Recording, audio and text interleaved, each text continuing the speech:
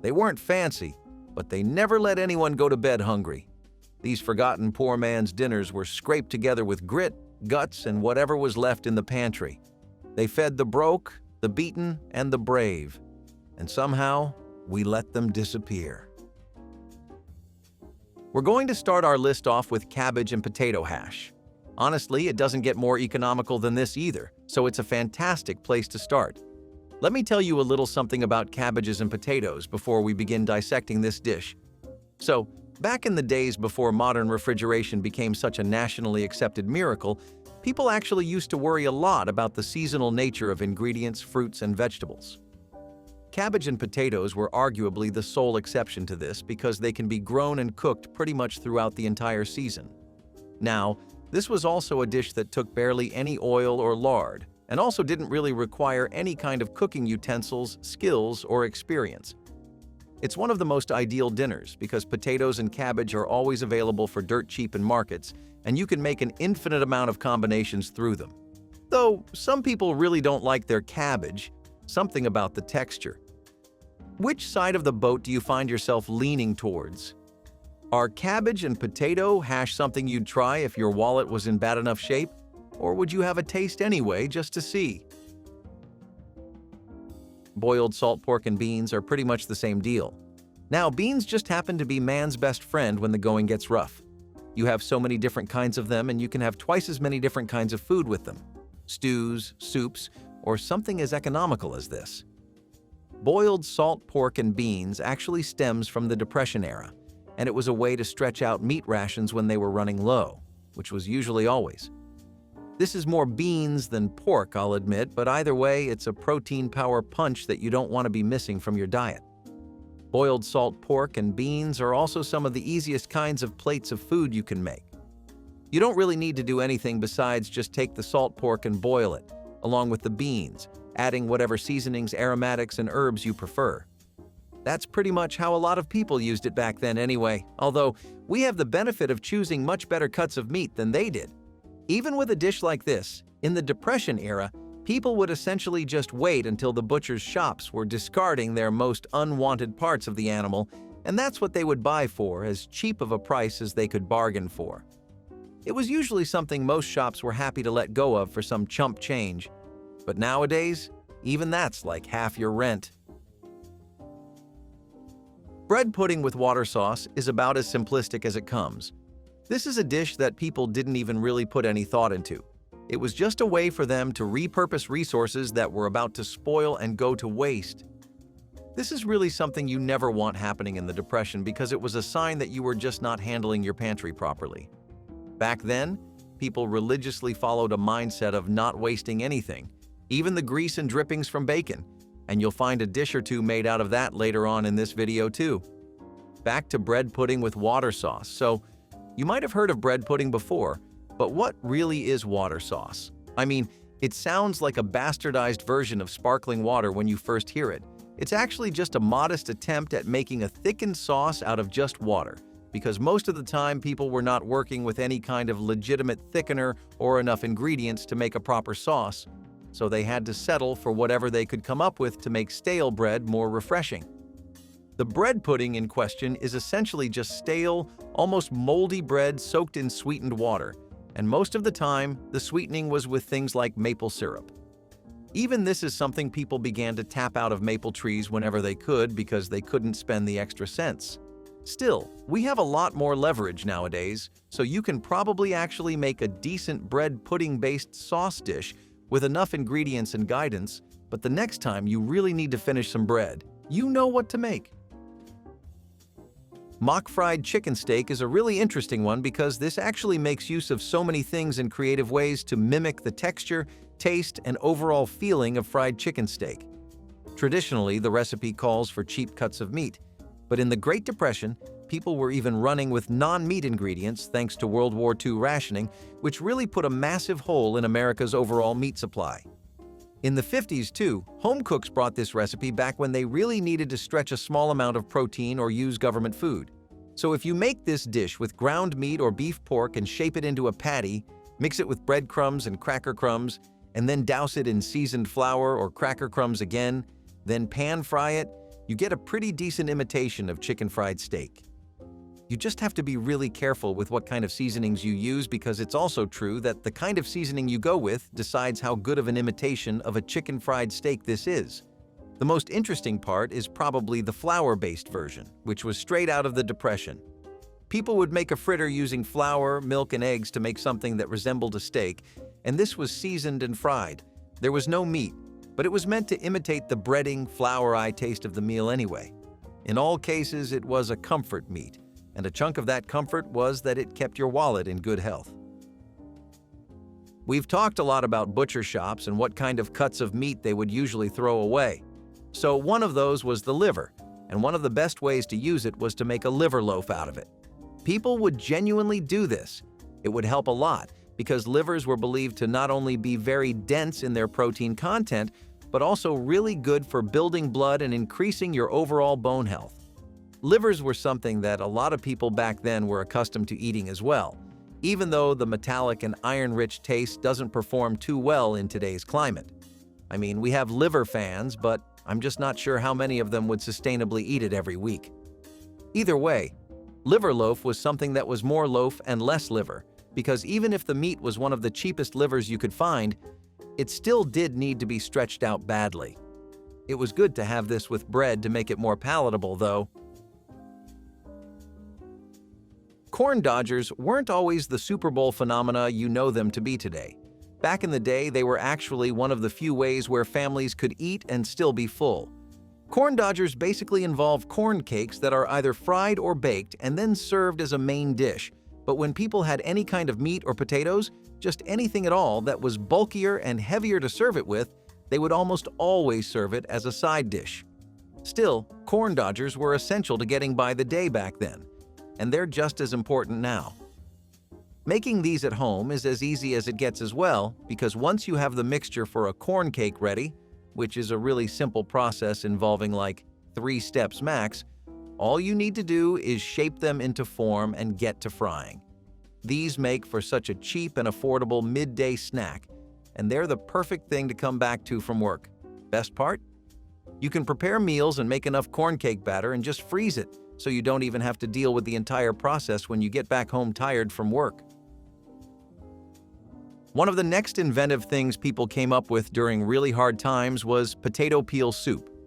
This is about as bare bones as it sounds, because it's really just seasoned water that's been made into a makeshift broth with potato peels in there. Despite this, let me tell you a little about why this is a pretty good dish. It's because it keeps you full for an incredible amount of time. Have you ever had oatmeal and felt incredibly full afterward?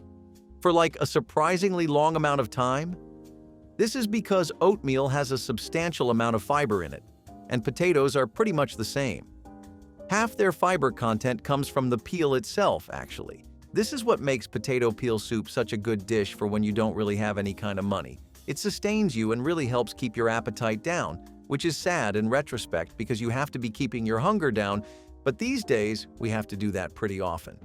It helps to have dishes that are really good with fiber because they have this nice effect of you wanting less food, and thus you have more money at the end of the day. Some of the best things in life came from improv, and hobo stew is pretty much the exact same. Hobo stew is pretty much a dish that was made out of sheer necessity. It doesn't have a set-in-stone recipe or any strict guidelines to follow. With this recipe, all you really need to do is essentially just take whatever vegetables and meat scraps you have, or just whatever you have in your pantry, and keep it in one pot. This essentially stews, and the end result is usually a complete wild card. Not only is this a good way to make use of everything in your house, ensuring nothing goes to waste, but it's also a pretty handy way of checking out your cooking skills. A lot of the reason dishes like these were even good in the first place is because people had an intuitive understanding of what flavors would work, how much of something to add, how long to let something stay on the stove, and that's just something you develop from trial and error, so get to experimenting instead of ordering. Hot cornbread is a historically significant variation of cornbread. Why? It's because it was so common in many disadvantaged communities in the South. Poor Black communities and even white communities in towns and rural outskirts from the 19th to the 20th century would try to get through the week just by lasting on this. As far as keeping it low-key is concerned, this minimalistic dish is definitely the way to go, and cornmeal, boiling water, and salt is all you need. It doesn't need eggs, milk, or wheat flour, it doesn't need any kind of oven, and it also doesn't really feel like a meal either. A small scoop of cornmeal was enough to make a lot of patties, yeah, but you needed a decent amount of sides to make sure it was actually a fulfilling dish, like beans, greens, and potatoes would help a lot. Also, in Black Southern communities, hot water cornbread was one of their core recipes. A real pillar of the community, and each different variation of cornbread was passed down from generation to generation, usually just by observation, word of mouth, or having someone drill the lesson into your head. Dandelion and bacon grease salad is an example of how Depression-era and 20th century foraging can actually lead to some really innovative recipes. This is something that's rooted in rural Midwestern culture, and this salad makes use of whatever is available in the wilds that day. One of the most common things you would ever find in these wilds was dandelion greens. They grew wild in all kinds of environments, roadsides, fields, and yards, and they were a really prized thing for the people. Most folks believed it was a natural remedy for a lot of things because it was believed to help with things like indigestion, inflammation, and strengthening your immune system.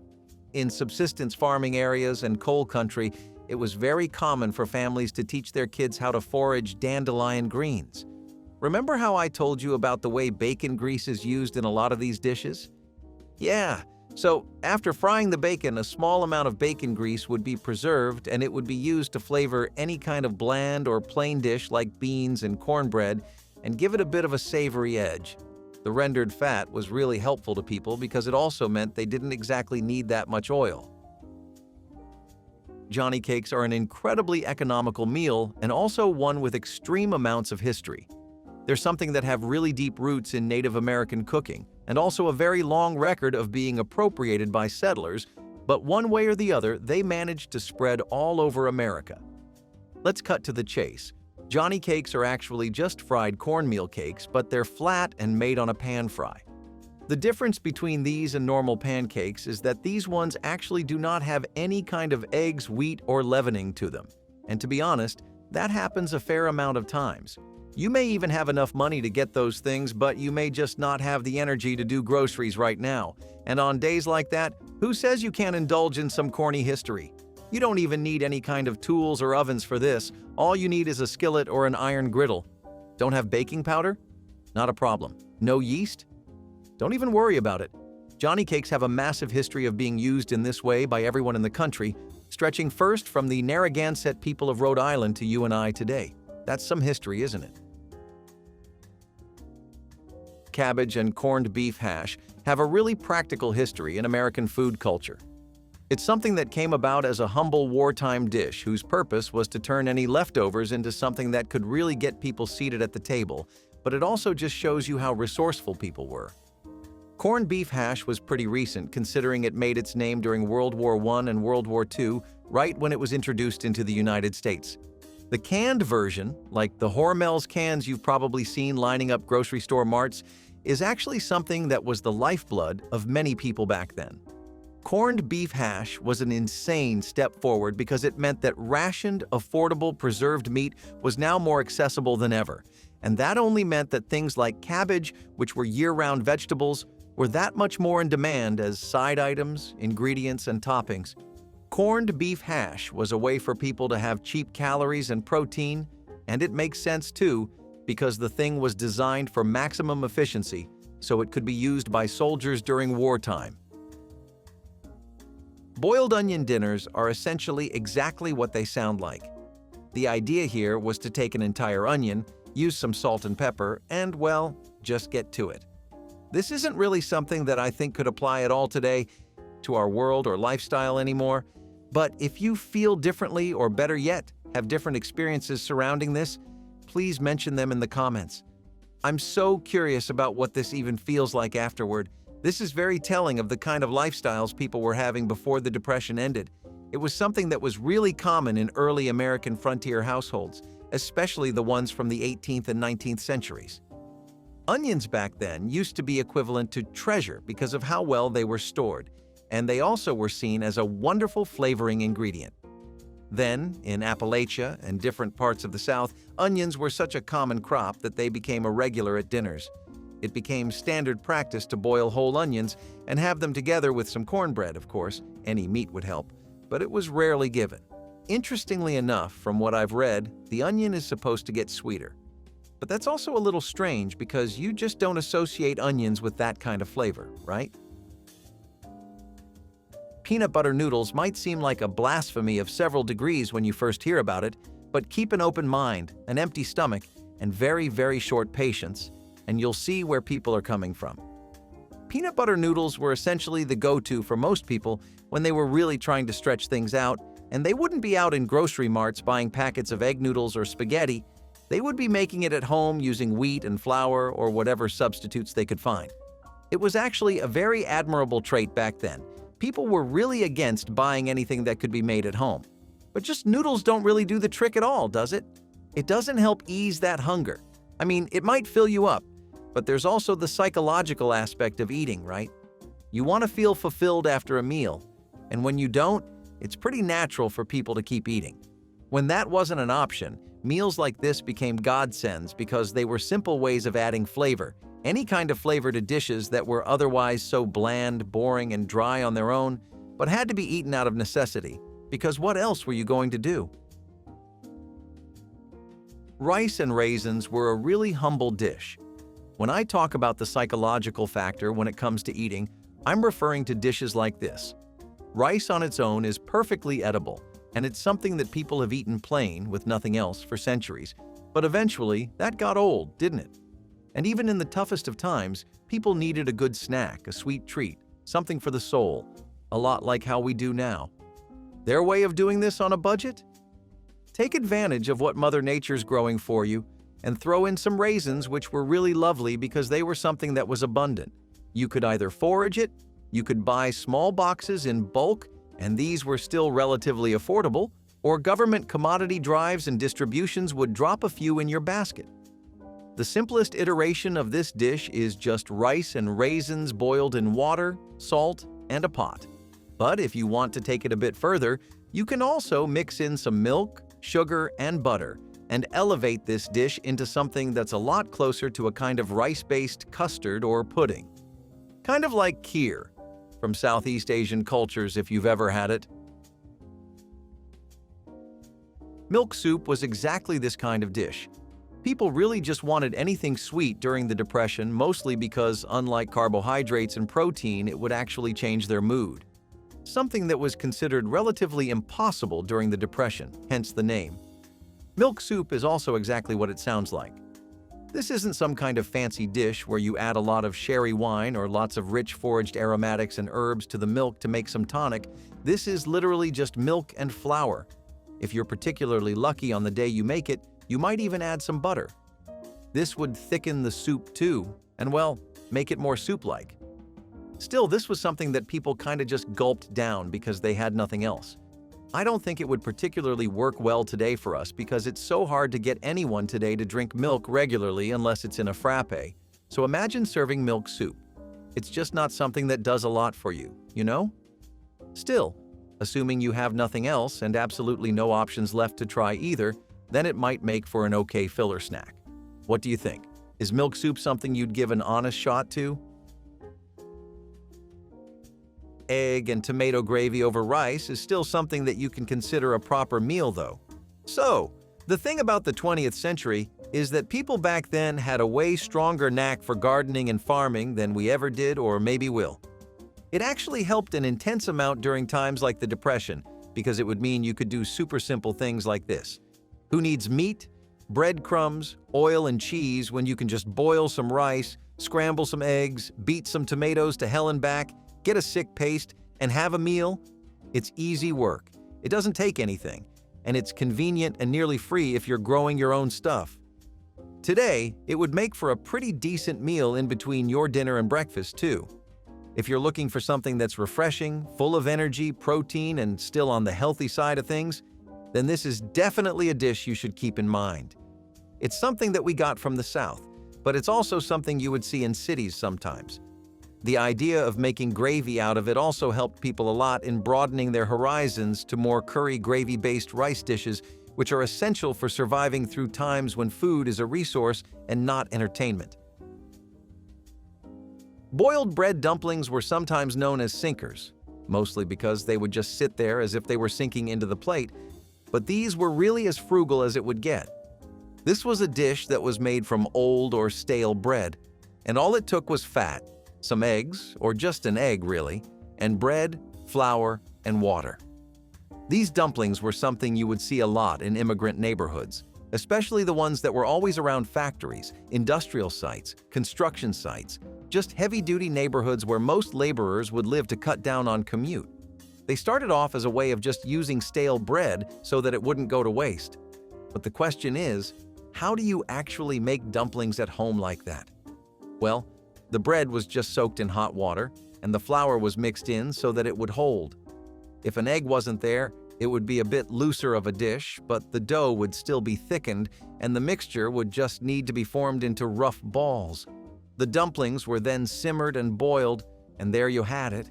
Each immigrant community had its own different variation of this too.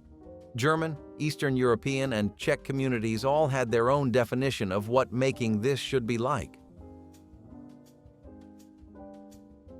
Bacon ends and boiled greens are some of the most iconic meals you can get from the Depression. This is actually something that holds up just as well today. It was something we got from Southern survival cooking, and it was a dish that came out of long-standing culinary traditions surrounding boiled greens, a lot of hunger pangs, an incredible amount of resourcefulness, and being good with chopping meat. Bacon ends were the fatty parts that would be left over from a big slab of bacon. People would try to really keep these preserved and stored because they were laden with fat instead of a lot of meat. See, you were not supposed to actually eat these on their own, but simmer them so that they started to give off all that fat. This was amazing for flavoring stews, soups, and big pots of vegetables that were not really going to turn any heads on their own. Boiled greens have always been a massive cultural staple of the South, from collards and turnip greens to dandelion, mustard greens, and artichokes. If you're looking for a way to add some cheap and easy flavor to your dish without breaking the bank on flavorings, this is a pretty good way. Just the way corned beef hash was revolutionary because it made beef so available, canned tomato sauce was the same. Macaroni and tomatoes is an example of how people received the introduction of canned food with a lot of excitement. I mean, if you were told that you didn't have to spend half an hour in the kitchen beating up sticky tomatoes to make a paste, and you could just go buy one for a few cents, wouldn't you be happy? Plus, it was an excuse to get out of the house. At least we have grocery store escapes in common. We also have macaroni and tomatoes in common, mostly because just like bacon ends and boiled greens, this is a dish that would hold up perfectly in today's culinary climate. Boiled elbow macaroni would be mixed with canned or fresh tomatoes or tomato paste, finished with just a bit of grease, lard, or butter, and then seasoned with salt and pepper. While the flavor of the dish was mostly the same, what was really interesting was the way its texture could change so wildly. This could be made like a stew, thick and velvety, or it could be made like a soup, creamy and slightly thin, but overall thick. People definitely took advantage of that and changed it up as much as they could to keep things fresh. So, a sliced onion and mayonnaise sandwich was actually a proper friend to people back then. This meal still felt like pre-crisis times in the 20th century when you could come home expecting a sandwich every day. Onions were again preferred so heavily because of how easy they were to grow, how cheap they were to buy, how well they survived in most climates, and the immense amount of variety that they had. A few slices of onions, caramelized, with beautiful mayonnaise was literally heaven to people back then. It's also just like diet-friendly food now. This is something that really takes no money, effort, time, or resources. Well, besides 2 slices of bread and some onions to make, and gives you a filling sandwich in return, which is more than most can say for a lot of meals that came from the toughest times in the 20th century. It was definitely peasant food, but it was still something that tasted good, which was really all somebody wants when they're in a bad spot. So, despite the way we got this from Hungarian immigrants, The American version of goulash is actually a lot simpler than the traditional recipe. This one has beef and pork in it simmered with different kinds of vegetables and paprika. But American goulash was something that evolved so that it could suit the circumstances people were in back then. Immigrants from Eastern Europe were introducing the Hungarian version, but by the middle of the 20th century, if you asked somebody what goulash was, they'd just tell you it was browned ground beef with tomatoes, pasta, and simple seasonings. Once all of that's together and it's simmered, you get your goulash. People would eat it with leftover meat scraps, which really added a decent amount of flavor to the dish if you had enough. What they would do is stretch out their food and conserve ingredients like bacon grease, butter, and meat scraps for dishes like this, which actually looked like you spent a lot of time on a well-thought-out cooking session. Something that was really rare if we're looking at the kind of food the working class was eating during the 20th century. Potato and carrot mash is a great example of comfort food that's both filling and extremely popular. Because during the World War II era, when the government had gone crazy on rationing things for their war efforts, this kind of stuff is what kept people going. You would boil potatoes and carrots together after peeling them, and then you would make a mash out of them together. Now, the more resources a family had available, the more it would put into this dish. It would be a really earthy, refreshing dish that would keep you super full, and it was also astronomically better when you mixed in any kind of garlic powder in there. This is something that people really loved about this mash, and it was seen as the perfect food for lunch, especially in the South, where living off of grown vegetables every day like this was very common. If you actually want to look at a dish that was made out of nothing but pure creativity, tenacity, and cleverness, and a dish that also got forgotten because it reminded people of horrible times, then you need only look at water pie. This is a dish that shows you the amount of resourcefulness people had to apply in their daily lives, but it's also a dish that's tied to and associated strictly with extreme poverty. You'll find out why once I tell you how it's made. But first, some history. This was a dish that people either remembered really fondly because of its ability to just give you a sweet dish with such little effort, or for how it was a reminder of how bad things were. Now, with that in mind, let's go back to the cooking process, shall we? Because it's an interesting one.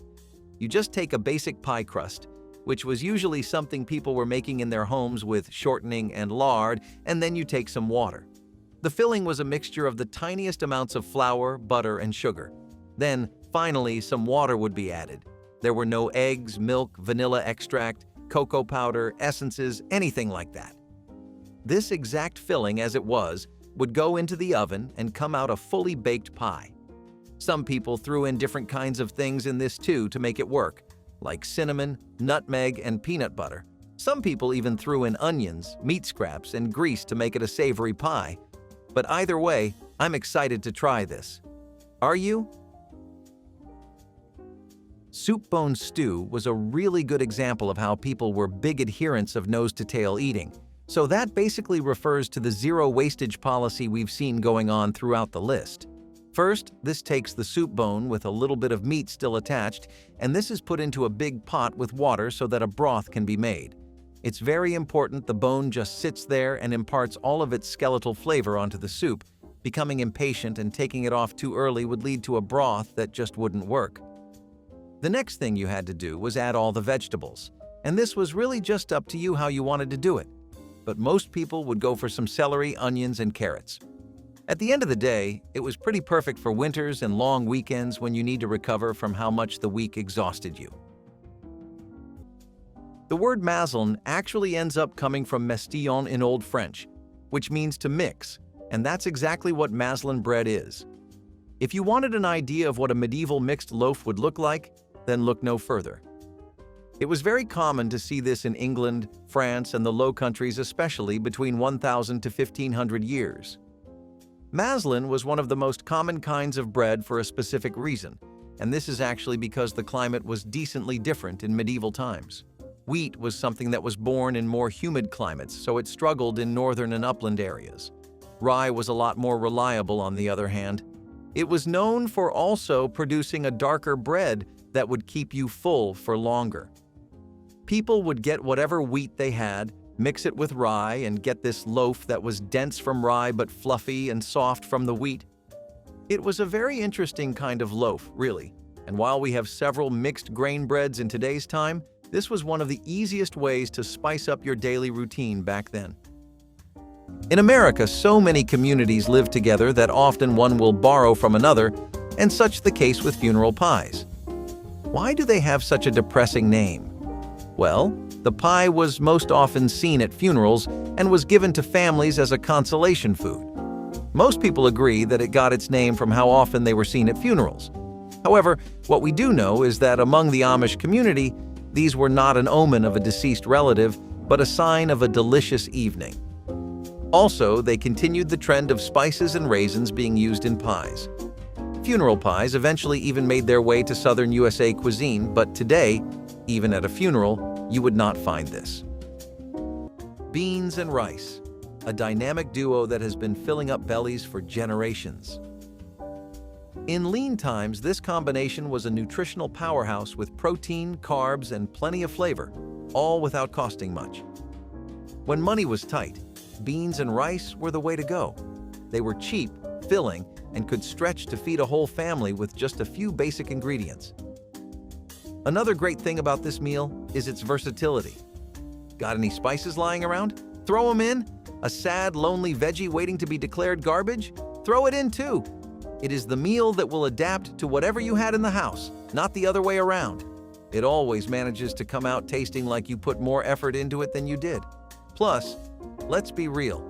When you've got a pot of beans simmering away and some rice cooking on the side, it smells like home, which is what people at the time desperately needed to be reminded of. The beauty of bean and rice is that it is not just a survival meal, it is a comfort food packed with nutrition. We're really starting to explore the deep end of medieval countryside cuisine now, so I hope you're still tuned.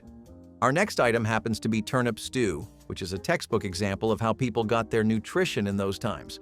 Potatoes were not actually the most widespread ingredient like they are today. It used to be turnips. This was especially true for Europe, where potatoes arrived by the 16th century. Turnips were favored because they could be preserved very easily in root cellars for winter. They were really easy to grow in poor soils, and they were hardy. Also, this was one of the few crops where even its root was edible.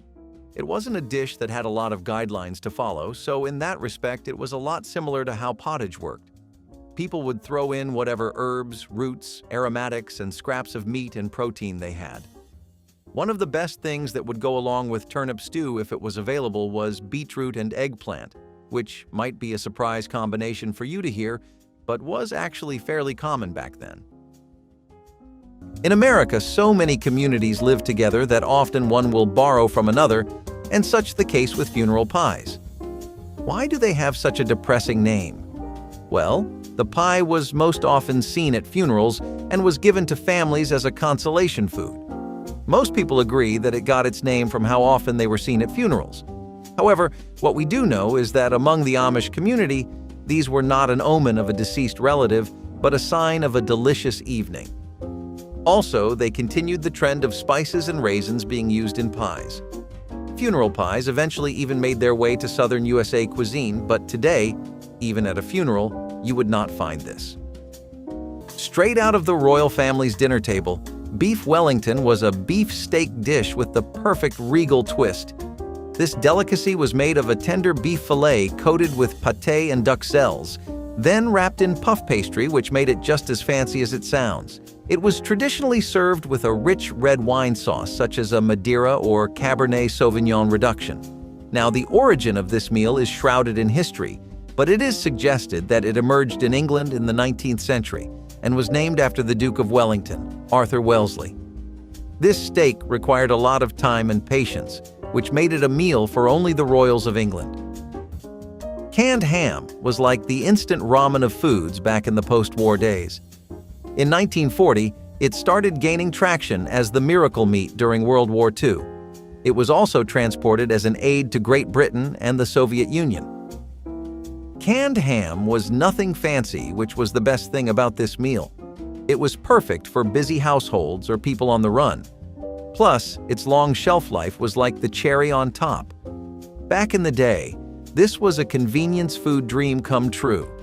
No fuss, no muss, just a whole lot of ham. But let's be real. Fresh ham is where it's at. Unless you're stranded on a desert island, I'd stick to the deli counter. We don't need to punish ourselves with canned meat anymore, which is why this dinner has become a part of ancient history. Next on our list, we have boiled beans with garlic, which was an incredible staple across Europe, especially among monks and peasants. While peasants liked it because it was one of the few affordable things that they could get, monks liked them because of the sheer simplicity and health benefits. It kind of makes me feel really bad about how much unnecessary junk I eat when I do videos like this. These beans were one of the primary legumes that would be grown in medieval fields, and one of the most common ones were fava beans. These had become pretty native to the Old World, and they were even older than much of the beans we use today, like pinto, kidney, or black beans. Fava beans were incredibly resistant and tough, and they could work through the winter very well. They also did amazing whenever you would mix them in with garlic. It was one of the most affordable seasoning plants, and it could grow in climates that were otherwise too rough to support much crop growth. People kept it for medicinal purposes, as a flavoring, and as a last resort meal too. It was very common for Italian dishes in that era to feature sage, olive oil, and garlic as primary ingredients in most dishes. Monastic communities also relied on boiled beans and garlic as it became a particularly good friend in their endeavor to sustain meatless diets forever. And so do our feathered friends. Ever wondered what the ultimate American comfort food was back in the day? Well, the only right answer is the veal and ham pie. This hearty pie combined the delicate flavors of veal with the salty goodness of ham. The pie's popularity surged during the Victorian era. It originated in the kitchens of English settlers and was a practical choice for using up leftovers, but soon became a meal for the elite. While it was a luxurious delicacy in England, it was a staple in large households in America. Not only was it easy to whip up, but was also cheap to make, which made it perfect for communal gatherings and large families. Green tomato pies might take your taste buds for a spin, since you might have rarely heard of or tried this pie. In reality, though, when made with summertime spices like cloves and cinnamon, they would take on a very fruity taste similar to apples or rhubarbs. In the 70s, green tomato pies were such a chic and in choice as far as your evening dessert plans went. Combined with their apple-like notes, they were called the apple pies of the summer in that decade. The 1970s had a whole spectrum of food, from experimentative train wrecks to simple knockouts. Green tomato pies were somewhere in the middle and did find a fan base, but not one strong enough to last into the new age of today. Corned beef hash was pretty much a mix of corned beef, potatoes, and onions. Corned beef, also known as salt beef, was popular in most Commonwealth countries during both the World Wars. Although the exact origin of corned beef is unknown, it most likely came about when people began preserving meat through salt curing. This dish was a practical way to use up leftovers and stretch food supplies, and was often served for breakfast or dinner. The best part? It was very filling at a very low cost. It is also the ultimate hangover cure before, or at least it was before, people discovered avocado toast. But let's be real, nothing beats a good plate of hash when you're craving something satisfying. Barley bread is one of the oldest kinds of loaded breads that you can find in European history. It's completely medieval and has a history that goes back thousands of years.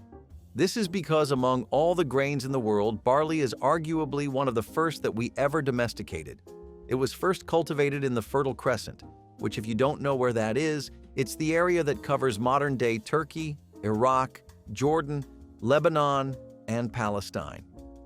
Barley bread was one of the most common kinds of bread in the early Middle Ages, and it went onwards towards the High Middle Ages as well. This was typically considered to be a peasant bread, though.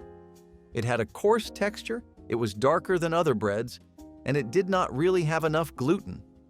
It was hard bread because of that fact. It was actually a bit of a sign of your economic class if you were constantly having barley bread, because only the rich people would get to eat fluffy white loaves of bread like we're used to. Corned beef and potato hash was a true Depression-era hero. It was affordable and filling. In a time when fresh meat was hard to come by, corned beef in a can was a lifesaver. Corned beef and potato hash was a shelf-stable, cheap, and stretchy meal. It was a dish that kept bellies full without keeping the wallets empty. The beauty of corned beef hash was in its simplicity. Fry up some chopped potatoes, toss in that canned corned beef, and let it all get crispy in the pan. Adding an onion or two added a bit of spice, but not everyone had that option available. But even if you couldn't afford onions, the combination of corned beef and potatoes was just enough. It was a meal that tasted like you put way more work in than you actually did. It was the kind of meal that could stretch to feed the whole family and still leave enough for leftovers the next day. Corned beef and potato hash wasn't just a Depression-era staple. It was proof that you didn't need fresh ingredients or fancy cooking techniques to make a hearty, filling, and tasty dish on a budget. Mushroom and herb stew is a medieval dish that's pretty timeless. It's still something that a lot of people bring to vegan parties whenever they can. Today, mushrooms are pretty much a gourmet ingredient, but in the medieval period, they were regarded as wild food. It was pretty typical to spend your day foraging at the edge of fields for mushrooms, and laborers who worked in the woods or fields would rely on them all the time. Medieval people had an intuitive knowledge of a vast variety of mushrooms, especially the ones that were available locally. Field mushrooms, also an ancestor of modern-day button mushrooms, morels, chanterelles, and other kinds of wild types were all things they worked with. They were also pretty smart. While they didn't exactly know why certain mushrooms killed them, made them sick, or caused them to see things, they knew to avoid those and how to spot them out, and that's what let them have mushroom-based dishes as a part of their diet in the first place. Mushroom and herb stew was a seasonal dish that was prepared during the late summer to autumn seasons, because this is the time where mushrooms would be the most available. The herbs that people would use were typically marjoram, thyme, and parsley, and winter savory was also something people thought worked with the natural earthiness of mushrooms extremely well. Among peasants, this was a stew that was valued for its umami flavor, and it's something that they would make regularly. Think of it as modern-day barbecue, just without all the fancy grills and tools. Elk meat was replaced by more readily available options like beef and pork. It's a shame, really, because elk roast can be a delicious and healthy meal. Pickled beef tongue was a classic back in the day. Some love it, others not so much. Now, before you jump to any conclusions, just hear me out because it's not as bizarre as it sounds. Yeah, beef tongue was found in many national cuisines and was used for taco fillings in Mexico and for open-faced sandwiches in the United Kingdom. Beef tongue, whether braised or pickled, was a versatile dish served both hot and cold. Believe it or not, it was a staple back in the day. It actually tastes pretty good if you close your eyes and pretend you're not eating beef tongue, because that can sound a tad bit too much. It's not the healthiest meat though, because beef tongue is very high in fat, which contributes up to 72% of its caloric content. It has become rare today, but you will be surprised to see how many places still sell beef tongue burritos down in Mexico. Poor people would have very limited options for food back then. While you might think that since there weren't any taxes, jobs, or grocery store price bumps to worry about, that doesn't necessarily mean it was easier. They had to rely on whatever they could forage, whatever they could grow, and whatever was easiest to buy. Oat gruel was a dish that basically became synonymous with being down on your luck because of this. Oats have, for centuries, been the silver lining in a deeply hungry and bad situation for a lot of people. But that was especially true during medieval times. Oat gruel is pretty much prison food too. Ever see those shows where the guy gets a porridge-looking slope of food? That's pretty much it. While it was nutritious and it had protein, the biggest reason people ate it was because of the amounts of fiber present in it. It would keep them full for much longer in the day and lead to less hunger pangs, but it also meant that they were continuously losing body fat without being able to make too much muscle. Canned luncheon meat was like Spam's less famous but more generic cousin during the post-war days. It was another affordable protein source that was readily available everywhere. It was used in sandwiches, salads, or simply eaten on its own when no other resource was around. It was also a good choice for big households when wallets were too tight back in the day. It was an instant hint in the States and made its way to other parts of the world before it became a pantry staple in Europe too. I mean, what's not to love about a cheap, easy-to-make meat option that's easy to store and prepare?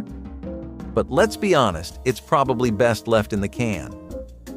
Unless you're a fan of processed meat flavor, I know I'm not. Hogshead cheese is one of the more bizarre meals on the list. Okay, before you jump to any conclusions judging from the name, this meaty meal doesn't contain any cheese or any dairy products at all. This unique delicacy originated somewhere in ancient Germany and instantly made its way to other parts of Europe. So, if not cheese, what was it actually made of? It was basically flesh from the head of a pig, typically set in aspic and usually eaten cold at room temperature, or in a sandwich.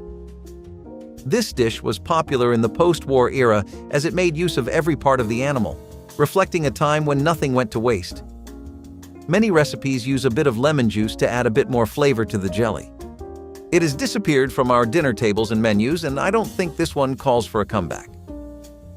Chess pies are similar to both Osgood pies and Jefferson pies, but they leave out the meringue and creamy toppings for an even fundamental flavor profile. Simply put, chess pies are all about taking the basic ingredients that make a pie and nailing them completely. The most liberty this dish takes is some vanilla and tart lemon juice, which we mean, come on, we just talked about literal fried pies. A very do one thing but do it right type of pie. It was an incredible choice for gentlemen who love to go to parlors and pubs for a round of chess. As you can guess, that is also where it got its name because they would order chess pies over a few rounds. Today, both chess pies and the game it gets its identity from are things that were much more popular in the 70s. Hard cheese and bread is one of the oldest and most memorable pairings from the medieval period, and bread and cheese were some of the most core meals for people back then. It wasn't even a specific group of people, it was almost everyone. Monks, shepherds, travelers, nomads, farmers, fishermen, peasants, and even citizens. Bread would be made using whatever kind of grains were possibly available, and they were the typical ones we have gone over so far. If you were rich, you would just be eating wheat, and that was always a dead giveaway that you were rich too. The class disparity back then was pretty black and white. In the middle and lower classes, as they existed back then, you would get to see several different kinds of breads, like dark and rough ones, or fluffy but dense ones. Hard cheese was something that was favored over other kinds of dairies because it could be stored for a very long period without spoiling anything. Cheesemaking was something that was an extremely rural activity, and it was practiced in all kinds of homes, monasteries, and farms. Milk from sheep would be curdled via rennet and pressed, then salted and aged to make firm cheese. It was a practice that would go on throughout France, Switzerland, and even England. Now, this is one meaty dish. Well, it doesn't take rocket science to know why this one has vanished from our tables. I bet you're not up to the task of hunting a bear, are you? Elk roast was all the rage for Native American tribes. Elk is native to North America and parts of Asia, and people have relied on it as a food source for centuries. You know, back when cattle weren't common in the States. This roast was a favorite in regions where elk was abundant, and its sacred recipe was passed down from generation to generation.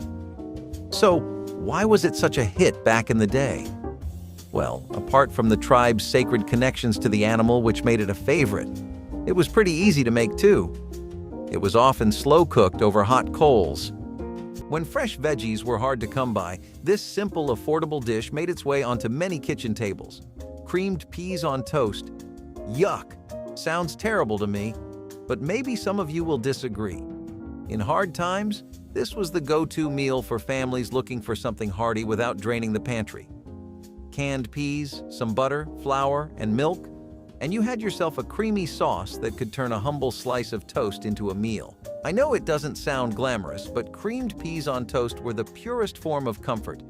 You didn't need fancy ingredients or hours of prep time. Toss the peas in a quick white sauce, pour it over toast, and voila, dinner is served.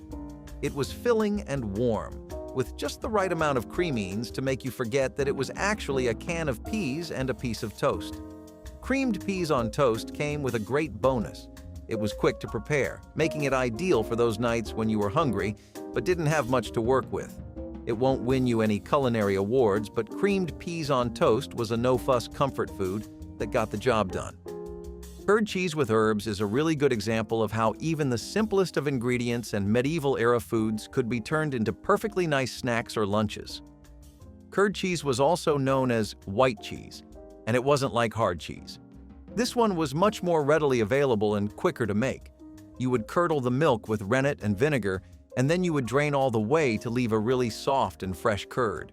This was extremely common in households where dairy herds and weekly cheese making was done so that milk could be prevented from spoiling. Europe also, interestingly enough, had different names for this depending on what areas you would find yourself in. Places that largely spoke German, for example, would call it quark. It was known as brocue in certain parts of France. Also, in urban homes or wealthier ones, curd cheese would be made with spices and served with fruits for a nice little sweet and savory twist. Vegetable pot pie was proof that you didn't need meat to make a satisfying meal. When times were tough and the meat was either too pricey or just plain unavailable, families turned to the next best thing: vegetables. Awful alternative for all of us who hate veggies, but you had to do what you had to do just to get by. The humble pot pie, traditionally packed with chicken or beef, took a vegetable-only turn during the Great Depression. It consisted of hearty vegetables like potatoes, carrots, peas, and some onions. Vegetable pot pie was a filling, flavorful dish that still gave you that comforting feeling of a homemade meal. And nobody here can even imagine what that must have felt like. When all you ate were just scraps of whatever you could find, getting a vegetable pot pie must have felt like getting a roasted steak. Plus, it was a great way to use up whatever was in the garden or on sale at the market. No meat? No problem. Those veggies could stand their ground. Cooking a vegetable pot pie wasn't only about stretching the budget, it was also about creativity. You could throw in whatever comes to mind and call it dinner. If you, by some miraculous chance, got any canned tuna, that would go in there also. And let's be honest, upon cracking open that golden crust, it didn't matter what lay inside. It only mattered that you had food on the table. Another one you might be surprised to see in a video about medieval-era recipes is honey and oat cakes. Oats were really common in northern and western regions like Ireland, Scandinavia, and Scotland, and this was because the climate was really cold. It was much easier to grow them than, let's say, wheat. Oats were something that would thrive in poor soils, and they also had shorter growing seasons, which meant that they became a pristine source of food when times were tough and you were running low in your pantry. A very basic oat cake would typically be made from coarsely ground oatmeal, water, and some salt, and this mix would be made into a slightly hard dough, rolled very thin, and then cooked on a baking stone. These were durable, portable, and crispy, so they were the perfect meal for long journeys. Alongside some honey, which was the primary sweetener before sugar, it was one of the best meals you could have for celebrations. While people did use them in their daily lives, rural peasants most often got to enjoy them during festivals and religious holidays in monasteries. It's also interesting to note that honey was seen as a bounty of the earth that carried divine favor, and so honey and oat cakes were seen as a good blessing for wedding feasts. If you want to give your grandparents a rush of nostalgia, ask them about this meaty goodness, and who knows, your grandma might even dust off some cookbooks. Squirrel stew might sound unusual today, but it was a popular dish in rural areas. Yep, our bushy-tailed friends were once a common ingredient in many kitchens. Also known as Brunswick stew, it was a tomato-based stew generally involving local beans, vegetables, and originally small game meat such as squirrel. However, many variations from around the world used rabbit meat too. The origin of this meaty stew is controversial at best, as the states of Virginia and Georgia both claim its birth, with Brunswick County in Virginia and the city of Brunswick in Georgia claiming it was developed there. To keep things peaceful, let's just say Virginia and Georgia both played a role in creating this delicious stew. Squirrel meat was easily hunted and provided a necessary source of protein. With the rise of chicken, squirrel stew has fallen out of flavor. But hey, this one is pretty easy to whip up and will satisfy your Thursday night meat cravings like no other. Spiced cabbage and lentils are the perfect place to end our list on because this was pretty much the daily meal for a lot of medieval-era folks. During lean seasons, cabbage and lentils were valued even more for their nutritional value. Cabbage is something you already know has cemented itself as one of the most reliable vegetables on the planet. Lentils weren't as common as peas and broad beans were in Europe, but they were a complete sensation in the Middle East and South or Southeast Asia. A typical meal would basically just look like boiled lentils until they were tender, and after that, the cabbage would be chopped and boiled as well. Once this was done, people would add leeks and garlic for flavor, and they would throw in whatever warm spices they could. For townsfolk, this dish was a total godsend. It was meatless, it gave protein, it filled you up, and was full of vitamins. Even if generally most people didn't understand why this was a nutritional meal, they understood that it was extremely good for them. Creamed chipped beef on toast, often referred to as SOS, was a popular military meal that made its way into civilian kitchens. Now, this one was equal parts comforting and questionable. Think of it as dried beef, reconstituted into a creamy, salty sauce, and then plopped on top of toast. It's like someone tried to make a fancy grilled cheese, but accidentally ended up in the Weird Food Hall of Fame. I'm not saying it's bad, but it's definitely a unique flavor profile. It was also known as fizzled beef and was served as breakfast in many diners across the US during the post-war days. And it wasn't just limited to toast. Chipped beef was also often served on bagels, English muffins, biscuits, home fries, rice, mashed potato, and in casserole. Some people even tried flavoring it with Worcestershire sauce. Yeah, now we're talking. This one's faded from our dinner tables but hasn't been able to escape our memories just yet. Apple and nut porridge was a delightful, nutritious dish that would be somewhere in between everyday food and a celebratory treat. Now see, porridge was something that had a lot of colorful variations in the medieval world. Typically, it would be made with oats and millet, but if that wasn't available, then people could also just use different kinds of grains like rye or barley. During harvest season is when the party would really get going, though. That's when people would have abundant access to fruits and nuts, and that's when porridge could be turned into something significantly more special than what they were used to. Wild and homegrown apples were incredibly reliable. They would thrive in pretty much most major European countries.